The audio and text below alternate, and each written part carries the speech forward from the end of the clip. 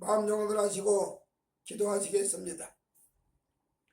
영화로우신 하나님 아버지, 저희들 예배하고자 오래 모였사오니 하나님, 저희들의 예배가 하나님 받으실 만한 신령과 진정으로 드려지는 예배가 되기를 원하옵나이다.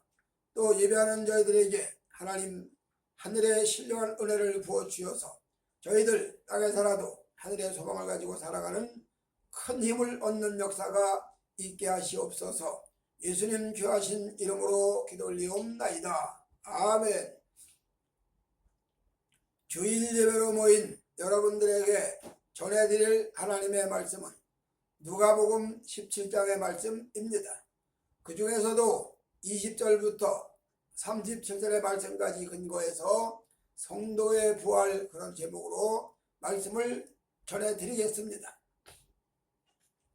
성경은 여러 가지 이야기를 많이 말합니다. 하나님의 창조에 대해서도 이야기하고, 예수님의 사랑에 대해서도 이야기하고, 성령님의 역사하심도 이야기하고, 인간의 죄가 얼마나 무서운가도 이야기하고, 인간의 죄가 얼마나 극심한 참담한 결과를 가져오는가도 이야기하고, 악마가 얼마나 교활하고 간교한지도 설명하고, 또 사람이 타락한 인간들이 저지르는 그 행태가 얼마나 급퍼러지와 금수한도 못한지도 이야기하고, 이렇게 여러 가지를 많이 이야기합니다. 그래서 수없는 것을 이야기하는데 그 중에서도 성도의 부활에 대해서 설명을 합니다. 사람이 한 번 죽는 것이로 끝이 아니라 죽은 후에는 심판이 있다. 그리고 또 주님께서 재림에 오실 때 성도들이 안 믿는 사람들이 모두가 다 부활을 해서, 그리고 부활한 그 몸을 가지고 백보자 심판 앞에 서서 심판을 받음으로 영생과 영벌로 나눠진다. 첫째로 신자와 불신자로 나눠지고, 그 다음에 또 신자는 양과 염소로 나눠지고 알곡과 쭉정이로 나눠진다. 그렇게 설명을 합니다. 어쨌든 성도는 부활받는 역사가 인생 최고의 소망이고 기대다. 그렇게 데살로니가 성경은 설명을 하지요. 오늘 이 시간에 저와 여러분이 하나님의 말씀에 귀를 기울이고 은혜 받을 중요한 내용은 성도의 부활에 대한 내용인데, 자, 많은 사람들이 이렇게 말합니다.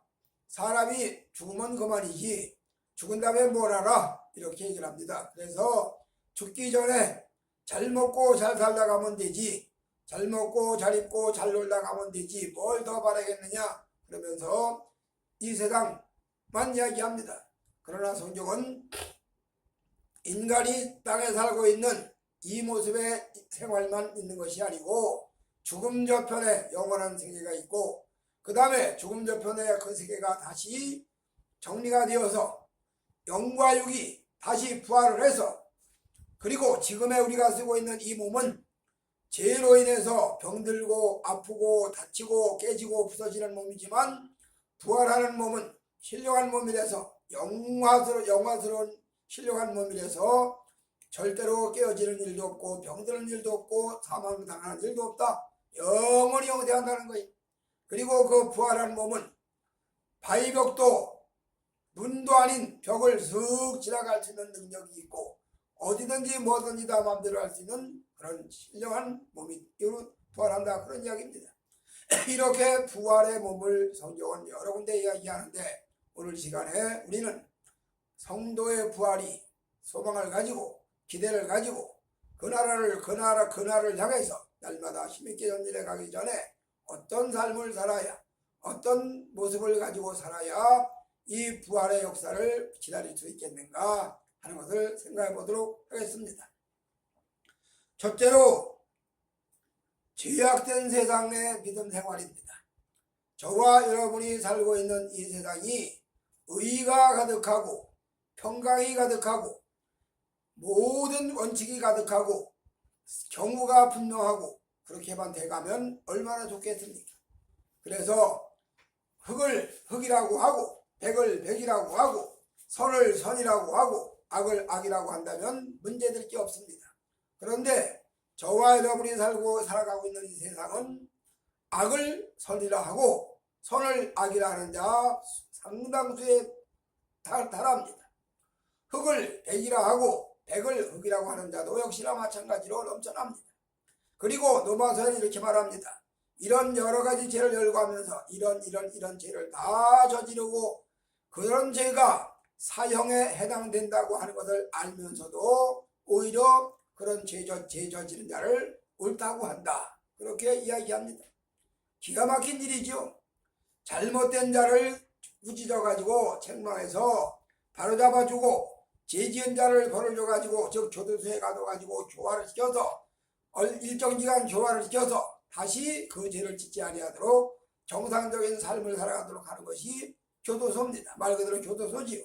그래서 이렇게 법 집행이 공정하고 상벌이 공정해야 되는데 이게 어떻게 된 세상이 악한 자를 선한 자라고 상을 주지를 않나, 선한 자를 악하다고 매도해서 모함을 해가지고 억울한 누명을 씌우지를 않나, 이런 말도 안 되는 일들이 얼마든지 자행되는 것이 이 세상이다, 그런 얘기입니다.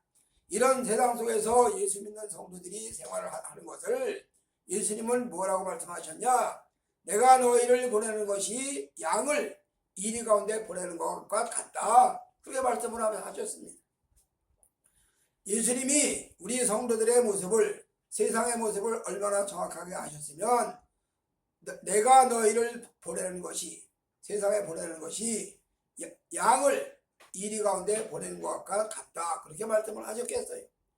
이리들이 양이 들어가면 잡아먹으려고 발광을 하겠죠. 서로 물어뜯겠지. 자, 이렇게 양이, 즉 성도가 세상을 살아가는 동안에 당하는 이런 문제들, 그래서 이런 문제를 수없이 당하는데 한 번만 겪고 마는 게 아니라 계속 파도가 밀려오는 것처럼 계속 밀려오는 경우도 허다합니다. 한 번 억울함을 당하고 두 번째는 또 곤고함을 당하고 또 그 다음에는 또 억울함을 당하고 수도 없는 이런 일이 당할 때 마지막에는 지쳐가지고 기진맥진해서 세상 말로 말하면 악만 남아가지고 사람이 모습이 아닌 그런 모습들을 많이 본다 이 말입니다.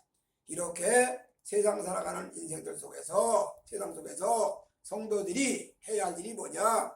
이런 속에서도 주님은 말씀하기를 너희가 세상 가운데서 소금이 된다, 너희가 세상 가운데서 빛이 된다, 그 말입니다. 그래서 지난주도 말씀드렸지만 악을 악으로 갚지 말고 원수를 원수로 갚지 말고 모욕하는 자를 위해서 기도하고 괴롭히는 자를 위해서 축복하고 이렇게 악을 선으로 이겨라 말씀하시는 이 말씀, 말처럼 쉬운 일이 아니죠. 이거 참 말처럼 쉬운 일이 아닙니다. 오늘 예수 믿는 성도들이 세상을 살아가는 동안에 이렇게 세상을 살아가야 된다는 얘기입니다.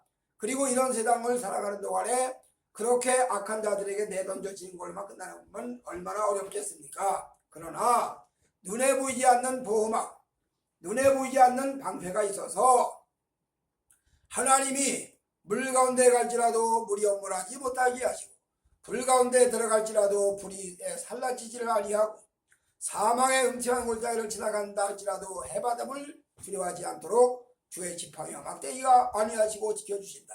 그래서 여호와의 영원하신 보호, 강력하신 보호가 따른다. 이거를 조직신학 구원론에서는 견인이라고도 얘기를 합니다. 견고한 구원, 하나님이 견고하게 붙잡고 계신다, 이런 얘기입니다.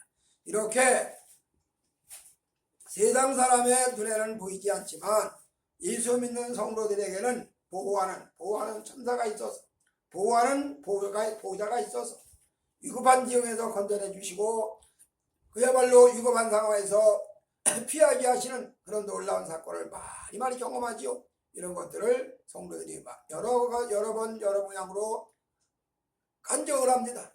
어쨌든 저와 여러분이 부활의 소망을 가지고 살아가기 위해서는 첫째로 죄악된 세상 속에서의 믿음 생활을 똑바로 해야 된다. 믿음 생활을 해가는 과정에서는 수없는 원수들이 교묘하게 나타납니다. 이단이 접근합니다. 사이비가 가까이 옵니다. 이런 수도 없는 일들이 나타납니다. 위협이, 핍박이, 곤고가 따라옵니다. 어떤 데는 유인을 합니다. 유혹을 하죠. 촉해주고 잘해주므로 아주 기가 막힌 것을 보여주면서 유혹을 하죠. 그래서 핍박과 유혹이 계속 밀려온다 이 말입니다. 이런 삶 속에서 예수 믿는 성도가 말씀을 붙잡고 주 하나님의 약속의 말씀을 붙잡고 날마다 힘차게 힘있게 전진해 간다. 그렇게 하기 위해서는 말씀과 기도가 없이는 불가능하다. 그래서 말씀과 기도로 날마다 심령이 거룩해져 가서 마지막에는 장성한 믿음의 사람으로 분량만큼 장성한 신앙의 분량만큼 다른 사람들에게 보여줄 수 있다. 그런 이야기입니다. 하나님 앞에도 보여지고 사람 앞에도 보여진단 말이죠.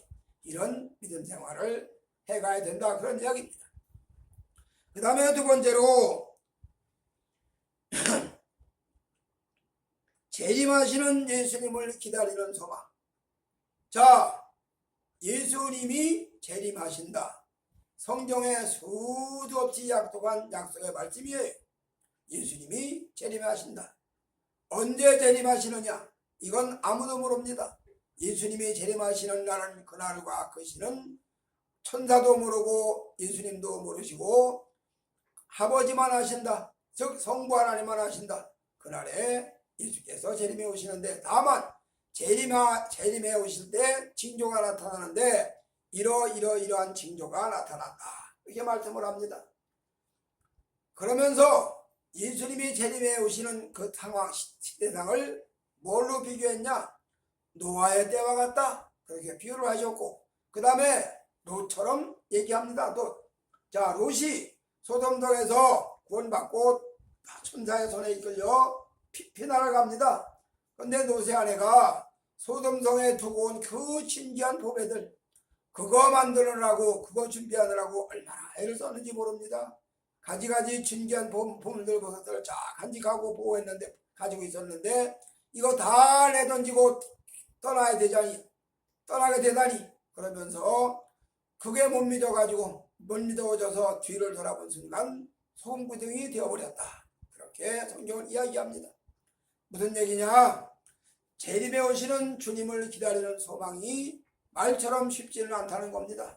수 없는 소망을 파기하려고 원수들이 도전하지요. 원수들이 덤벼들지요. 우리 한국의 옛날 고전 소설 가운데 춘향전이 있어요. 춘향전. 저 뭐 남원교래 춘향이가 이도령하고 무슨 사랑을 나누고 그렇게 살던 사이인데 어느 날 이도령이 한양으로 떠나게 되어서 춘향아 내가 다시 올 테니 기다려라. 그러고 이도령은 한양으로 떠나갔는데 한양으로 떠나간 이도령이 소식이 없어. 한 해가 가도 2년이 가도 3년이 가도 소식이 없어. 기다려야 되나 말아야 되나 이런데 고을사또로 부임한 변사또라는 사람이 춘향이를 데려다가 수청을 들어라. 거절합니다. 나는 기다리는 남당군이 있어요. 나는 남군을 기다리고 있는 놈이라서 수청 들 수가 없습니다. 그러니까 변사또라는 사람이 괘씸하게 여겨서 춘향이를 감옥에다 집어넣고 고생을 해봐라. 물도 고생의 물을 먹이고 떡도 고생의 떡을 먹이고 그러고 시간만 되면 굴러내다가 곤장도 치고 한마디로 가든 압박을 다 해라 그런 얘기지. 못 견디면 수청 들겠지 그러고 이렇게 하는 옥에 갇혀있는 이런 춘향이가 있는 그런 상황에서 이두령이 서울로 떠나간 이두령이 과거에 급제해가지고 암행어사의 직분을 받아가지고 내려와서 변사또를 혼내주고 춘향이를 구했다. 그것이 우리 한국 사람들이 많이 읽고 있는 고전 소설 춘향전이 아니겠어요? 어쩌면 그렇게 우리가 예수님 기다리는 내용과 똑같아. 우리의 영적 신랑 되는 예수께서는 하늘로 가셔서 안 오시고 계시오. 오신다는 약속만 하고 가셔서 안 오시오. 땅에 있는 원수 마귀가 우리들을 유혹을 합니다. 핍박을 합니다. 가지가지 별짓을 다 합니다. 그래서 그 유혹에 넘어가기도 하고 핍박에 굴복하기도 하고 그런데 예수를 바로 믿는 참 성도들은 어떤 유혹이 와도 어떤 핍박이 와도 흔들리지 아니하고 신랑되는 예수를 기다리겠다. 신랑되는 예수님을 기다리겠다. 그러면서 견뎌낸다 그런 얘기입니다. 이렇게 어느 날 재림에 오시는 그 예수님을 기다리는 소망 이 소망을 성경은 뭐라고 말하냐? 썩지 아니하고 쇠하지 아니하는 영원한 하늘의 기업을 주시는 소망이다. 그렇게 베드로 성경에 표현을 하고 있습니다. 자, 오늘 여러분들도 잘 아시는 대로 이 땅 살아가는 동안에 인간으로 태어난 많은 사람들이 다 살다가 죽음을 맞이합니다. 죽음으로 다 돌아갑니다. 그런데 죽음을 보지 아니하고 하늘로 옮겨져 간 사람이 두 사람 나타나지요. 엘리야라고 이름하는 사람과 에녹이라는 이름하는 사람과 에녹이 300년 동안 하나님과 동행하다가 살아서 주님 나라로 들려 올라갔다. 엘리야가 하나님께서 맡기신 사역을 잘 감당하고 요단강가에서 히리바람을 타고 승천했다. 그리고 그 세례요한이가 던져준 겉옷을 가지고 엘리사가 그 겉옷을 입고 엘리야처럼 능력을 행하는데 처음에 약속한 대로 갑절의 능력을 행했다. 그런 이야기를 우리는 성경에서 잘 알고 있습니다. 이렇게 죽음을 보지 아니하고 주님 나라로 옮겨간 사람도 있기는 있지만 이런 사람은 성경에 딱 두 사람 나타나고 나머지는 다 죽음을 맞아야 됩니다. 이렇게 죽음이 찾아오더라도 변함없이 주님을 기다리는 소망, 죽음이 문 앞에 이른다 할지라도 그 위에 굴복하지 아니하고 주님을 기다리는 소망이 성도에게는 있다, 그런 이야기입니다. 왜 그러냐? 오지 않을 예수님이 아니기 때문에, 오신다고 해놓고 안 오실 예수님이 아니고 약속을 반드시 지켜주시는 예수님이기 때문에 우리는 그 소망을 가지고 살 수 있다, 이런 이야기입니다. 성경에 구약의 많은 선지자들이 메시아가 오신다 예언합니다.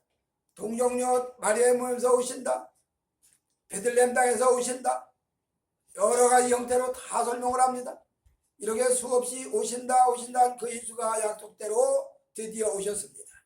그리고 오신 예수가 이 땅에 오셔서 하나님 말씀을 이야기하고 십자가상에 달려 돌아가시는 희생의 속죄제물에 희생이 되시고 3일 만에 약속하신 대로 부활하시고 난 다음에 승천하셨고 이제 재림에 오시는, 다시 오시는 그 재림만 성경에 약속이 남아 있습니다.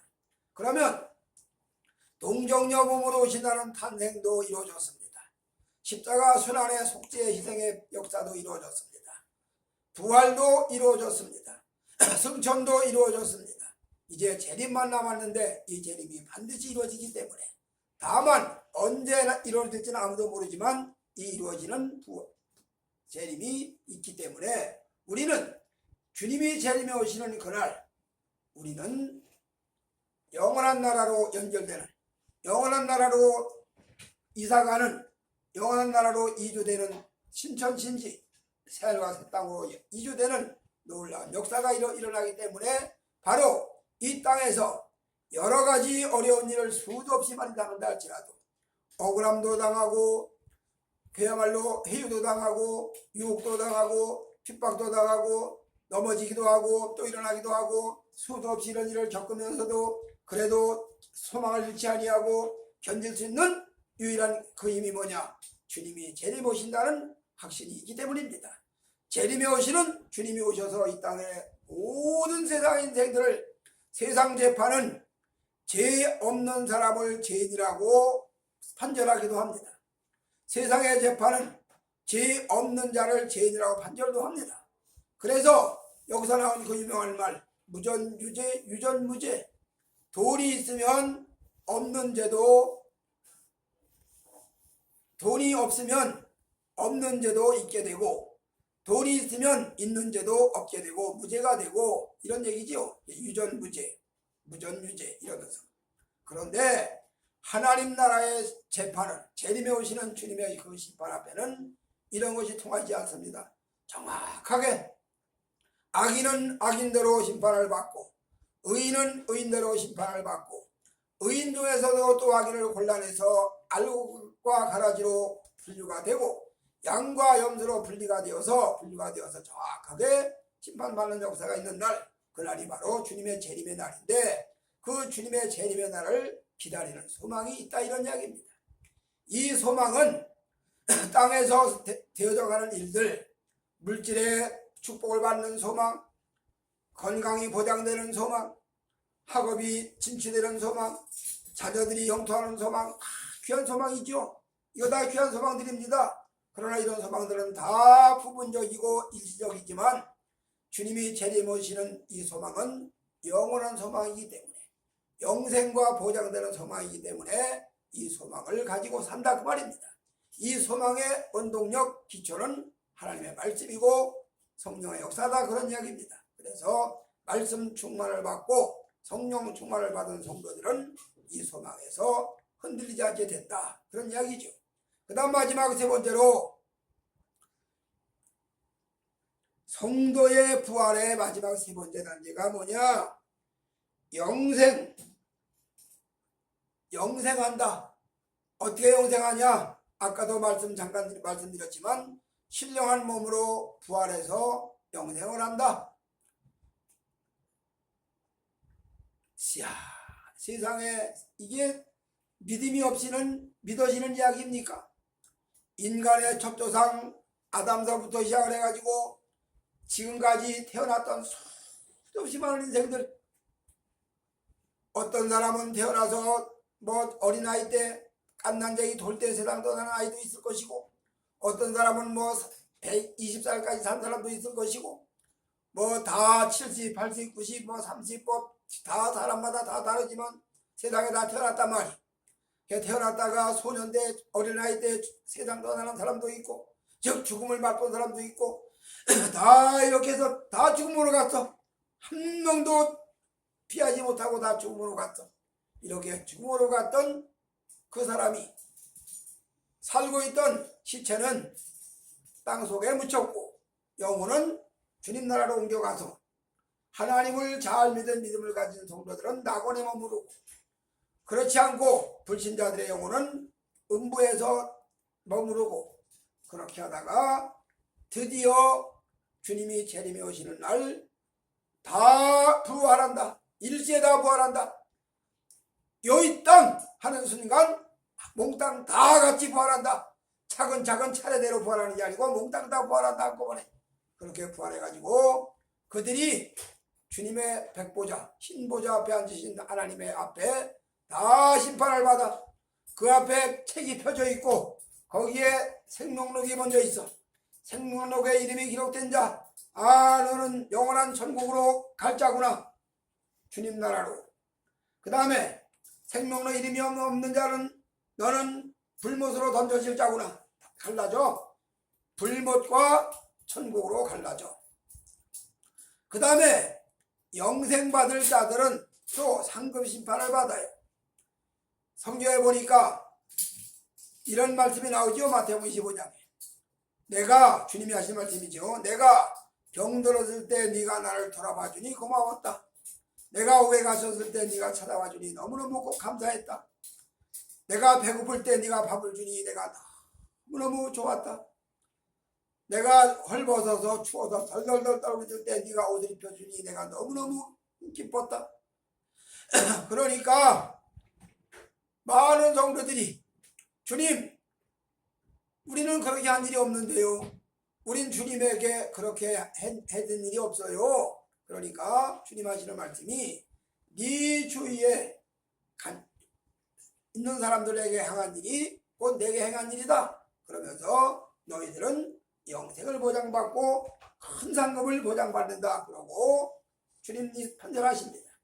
그 다음에 염소들을 불러다 놓고 너네들은 내가 옥에 갇혔을 때 한 번 면회 한 번 안 와보고, 내가 배고플 때 밥 한 숟가락 준 일이 없고, 내가 목마를 때 물 한 모금을 준 일이 없는 아주 냉정한 자들이다 너네들. 그 다음에 헐벗어서 덜덜 떨고 있을 때 춥거나 말거나 니사정이 내 할 바 뭐냐 그러고 옷 한 벌 입혀준 일이 없다. 그렇게 말씀하시면서 판결하시니까 그들이 또 하는 말이, 예수님 억울합니다. 예수님이 오셨으면 우리가 그렇게 해드리지요. 예수님이 언제 오셨습니까? 오셨으면 우리가 해드리고도 남지요. 그러니까 역시나 같은 말씀을 하십니다. 내가 가지 않아도 너희 주변에 있는 이런 자들에게 행한 일이 곧 내게 행한 일이다. 그러면서 너네들은 상급이 없다. 너네들은 상급이 없어. 부끄러운 꼴이지. 그렇게 판결하신다. 그런 이야기입니다. 이런 모든 인류 최후의 대심판을 성경은 백보자 심판이라 그렇게 이야기합니다. 그래서 이 땅에 사는 동안에 예수 믿는 성도들이 날마다 주님의 말씀을 따라서 대신관계 바로 하고 대인관계 똑바로 하면서, 그래서 신명기에 말씀하신 대로 고아도 돌아보고 나그네도 돌아보고 내인도 돌아보고 과부도 살펴주고, 그렇게 해서 한 이런 모든 선행이 하늘나라로 연결된다. 그래서 영원한 새하늘과 새 땅을 상속받고 상급받아 썩지 않는 신령한 몸으로 영원토록 영생 보장을 받는다. 또 반대로 주님하고 상관이 없는 불신자들과 하나님의 뜻을 잘 이행하지 않았던 자들은 불못을 피하지 못하고 지옥, 유황불이 펄펄 끓는 그 영원한 지옥 불못에서 영생을 한다. 죽지도 아니하고 영생을 한다. 차라리 죽었으면 좋겠는데 죽지도 않아. 죽음도 피해가. 이런 벌을 영원토록 받는다. 그래서 영생과 영벌로 갈라진다. 그런 이야기입니다. 오늘 주일날 주일 예배를 드리는 여러분들에게 성도의 부활은 놀라운 사건입니다. 성도의 부활은 놀라운 축복의 역사입니다. 오늘 여러분들은 마지막 날 주님께서 약속하신 생명의 부활로 나아가기 위해서 날마다 믿음 생활에 힘쓰시고 주님께서 명령하신 그 명령을 잘 실행함으로 이 엄청난 성도의 부활이 여러분들에게 축복으로 연결되어지시기를 주의 이름으로 축복해 드립니다. 아멘. 하나님 아버지 감사합니다. 거룩한 주의 날 말씀을 듣게 하시니 감사하고, 말씀에 따라 저희들 날마다 믿음 생활 잘 해갈 수 있도록 복 주시옵소서. 예수님 귀하신 이름으로 기도 올리옵나이다. 아멘.